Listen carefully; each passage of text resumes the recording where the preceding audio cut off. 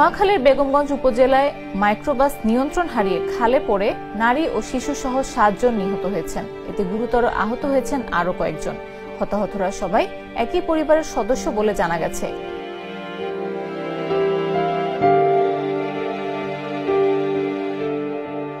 বুধবার ভোর 5:30টার দিকে বেগমগঞ্জ উপজেলার চন্দ্রগঞ্জ পূর্ব বাজারের জগদীশপুর এলাকার লাইয়ারপুর ইউনিয়নের আবুল খায়ের চেয়ারম্যানের বাড়ির দরজায় এই দুর্ঘটনা ঘটে।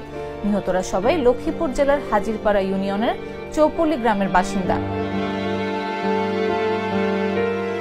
ওই গ্রামের ওমান প্রবাসী বাহারুদ্দিন পরিবারের লোকজন নিয়ে বিমানবন্দর থেকে বাড়ি ফেরার পথে নিয়ন্ত্রণ হারিয়ে মাইক্রোবাসটি খালে পড়ে ডুবে যায় বলে জানা গেছে।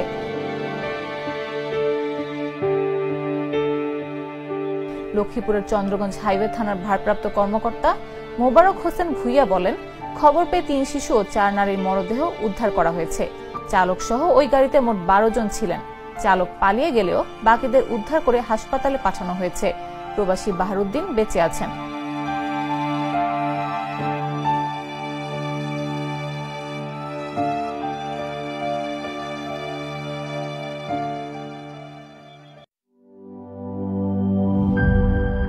বান্ডেল থাকলে প্রতি সেনমানিতে টাকা বাঁচবে।